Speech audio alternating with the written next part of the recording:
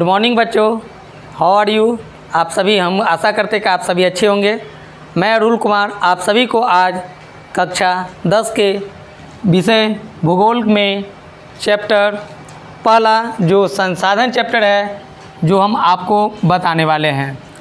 ये चैप्टर आपके, चाहे आप सीबीएसई बोर्ड से पढ़ रहे हैं, चाहे आप other Bihar board, UP board, other किसी भी बोर्ड से पढ़ते हैं, तो ये चैप्टर आपके लिए बहुत ही महत्वपूर्ण होने वाला है। इस चैप्टर से आपको 10 से 12 अंक आसानी से, इजी तरीके से हम आपको बताएंगे, जिस माध्यम से आप आसानी से ला सकते हैं।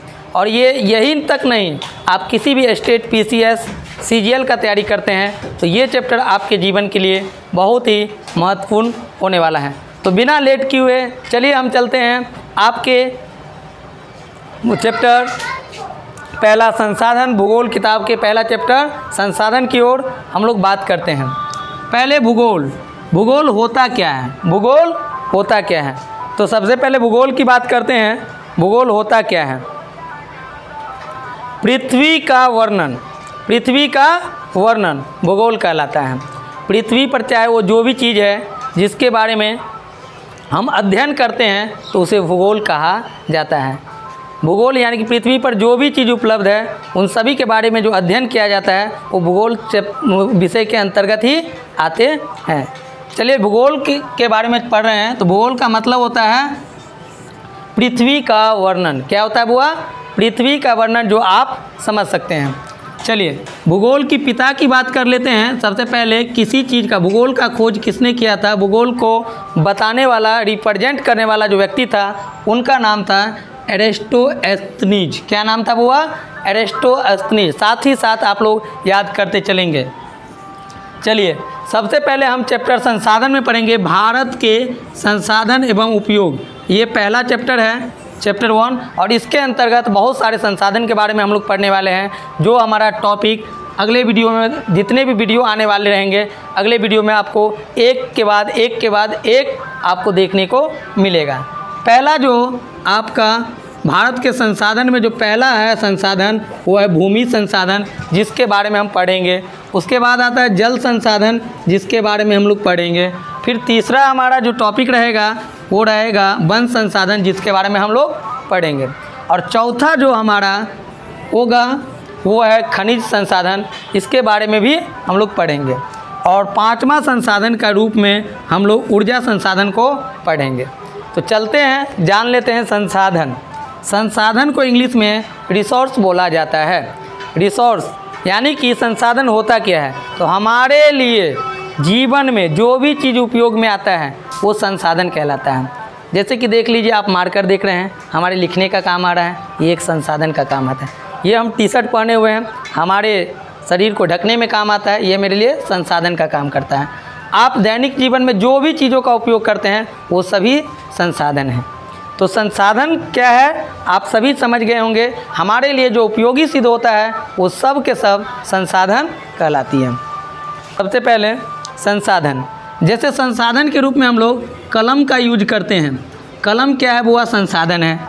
उसी प्रकार से हम लोग कलम के अलावा हम लोग कार का उपयोग करते हैं, ये मेरे लिए संसाधन बन जाता है। उसके बाद कॉपी का यूज करते हैं दैनिक जीवन में। आप लोग स्टूडेंट हैं तो ज़रूर कॉपी का यूज करते हैं, कॉपी भी एक संसाधन है।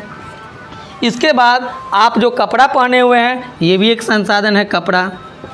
इसके बाद आपको और भी सारे, मानव भी एक बहुत बड़ा संसाधन है, क्योंकि जितने भी चीज़ है उन सभी का उपयोग करने वाला व्यक्ति मानव है। तो दुनिया में सबसे बड़ा जो संसाधन है वो मानव को माना जाता है, क्योंकि मानव नहीं होगा तो इस संसाधन का उपयोग कोई अदर व्यक्ति कर ही नहीं सकता। अदर जो जानवर है वो तो कर नहीं सकता, इसीलिए मानव को सबसे महत्वपूर्ण संसाधन माना गया। यहाँ से एक क्वेश्चन आपको देखने को जरूर मिलता है, मानव किस प्रकार का संसाधन है।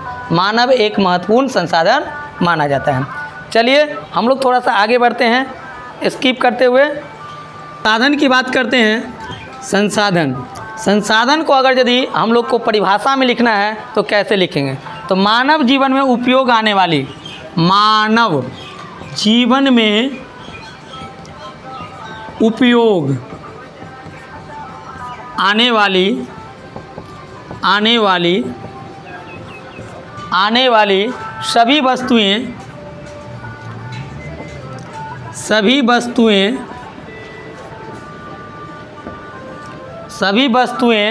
संसाधन कहलाती है, संसाधन कहलाती है। अगर बच्चों आपको कभी एग्जाम में दिख जाए संसाधन किसे कहते हैं, तो आप इजीली तरीके से अपने भाषा में बता सकते हैं और लिख सकते हैं, जिससे आपको 100% मार्क मिलने की संभावना है। संसाधन किसे कहते हैं, तो मानव जीवन में उपयोग आने वाली सभी वस्तुएं संसाधन कहलाती है। जैसे कि कलम हमारे लिए किस काम में उपयोग में आता है, तो लिखने में काम आता है। ये मेरे लिए संसाधन बना कि नहीं बना, बिल्कुल बना। चलिए, उसी प्रकार हमारे कॉपी में हम लोग क्या करते हैं, नोटबुक नोट करते हैं, उसके बाद बहुत सारे क्वेश्चन को सॉल्व करने में काम आता है, तो कॉपी भी मेरे लिए संसाधन बना। इसके बाद देखिए मोबाइल, क्या है, मोबाइल। आज आप सभी बच्चे मोबाइल से पढ़ रहे हैं।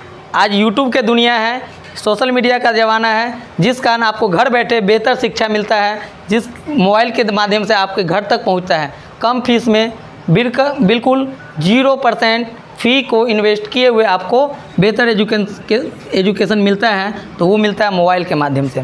तो मोबाइल भी एक बहुत बड़ा संसाधन बन चुका है। इसकी पौधा, जल, खनिज, ये सब भी एक संसाधन है मेरे लिए।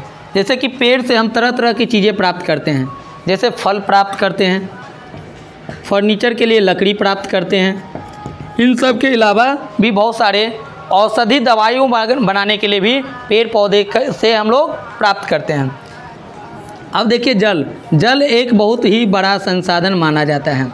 जल भी एक बहुत बड़ा संसाधन माना जाता है, क्योंकि जल के बिना जीवन संभव नहीं है। जल है तो जीवन है, जल है तो कल है। इसीलिए जल भी, आप जब भी आपको प्यास लगता है तो आप बोलते हैं बच्चों कि मम्मी पानी दो, ये भी एक बहुत बड़ा संसाधन है। जल का उपयोग पानी पीने के अलावा भी हम लोग बहुत सारे उपयोग में लाते हैं, जैसे खेत को सिंचाई करने के लिए, अपने कपड़े को धोने के लिए, घर को वॉशिंग करने के लिए, उसके बाद अपने कार को सफाई करने के लिए, इन सब में भी जल का उपयोग करते हैं। तो ये मेरे लिए संसाधन हुआ कि नहीं। इसके अलावा हम खनिज का भी उपयोग करते हैं। खनिज के रूप में तरह तरह के खनिज आते हैं, जिसके बारे में हम अगले वीडियो में चर्चा करेंगे। तो ये भी मेरे लिए एक संसाधन बन जाता है। ये संसाधन कितने प्रकार के होते हैं? संसाधन भौतिकी और जैविक दोनों हो सकते हैं। संसाधन भौतिकी और जैविक दोनों हो सकते हैं। भौतिकी संसाधन क्या होता है इसको जानेंगे, फिर जैविक संसाधन क्या होता है इसको जानेंगे। भौतिकी संसाधन जिसके अंतर्गत प्राकृतिक द्वारा दिए गए निर्जीव वस्तुएं होते हैं। जैसे कि हमको प्राकृतिक ने दिया है सूरज का प्रकाश, ये क्या है, भौतिकी संसाधन है। भूमि क्या है, भौतिकी संसाधन है। जल क्या है, भौतिकी संसाधन है। मृदा क्या है, भौतिकी संसाधन है। खनिज क्या है, भौतिकी संसाधन है। ये भौतिकी संसाधन जो हमें नेचर से प्राप्त हुआ है, प्राकृतिक से प्राप्त हुआ है, जिसे हम कहते हैं जो ईश्वर का देन है। ये हमको कहाँ से मिला है, गॉड गिफ्टेड है, जो हमको मिला है। ये पूरा का पूरा संसाधन जो है ये क्या है, भौतिकी संसाधन के अंतर्गत आता है। भौतिकी संसाधन के अंतर्गत आने वाला भूमि संसाधन, जल, मृदा और खनिज आते हैं। अब पढ़ते हैं जैविक संसाधन। जैविक संसाधन जिसमें जान होती है। क्या होती है, जान होती है। अब देखिए हमारे अंदर जान है तो हम किस में आएंगे बुआ, जैविक संसाधन में आएंगे। पेड़ पौधे में भी जान होता है। आप बोलिएगा सर पेड़ पौधे तो चलता नहीं है, लेकिन एक्चुअली में उसमें जान होता है, वो भी क्या है, जैविक संसाधन में आते हैं। ये वनस्पति कहने से क्या होता है, जितने भी बड़े छोटे पेड़ पौधे घास के वर्ग में आने वाले हैं सभी वनस्पति के अंतर्गत आते हैं। इसीलिए जितने भी पेड़ पौधे हैं वो सब क्या है, जैविक संसाधन है।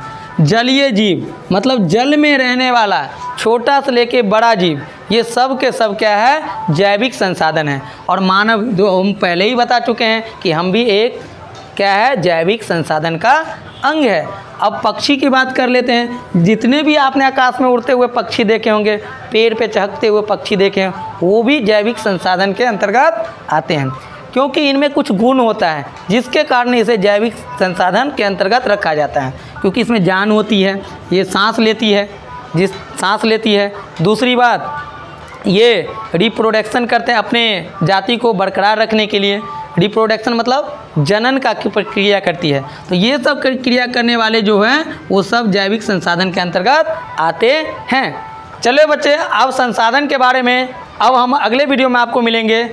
तब तक के लिए बहुत बहुत धन्यवाद। आप सभी बच्चे देखें, अगला वीडियो में हम इससे भी अच्छा कंटेंट लेकर के आएंगे जो आपको बेहतर 10 नंबर से 12 नंबर पक्का दिलाने वाले हैं। इसीलिए बच्चों, आप लोग वीडियो जब देखने के बाद एक बार अपने दोस्त को शेयर कीजिए और लाइक ज़रूर कीजिए।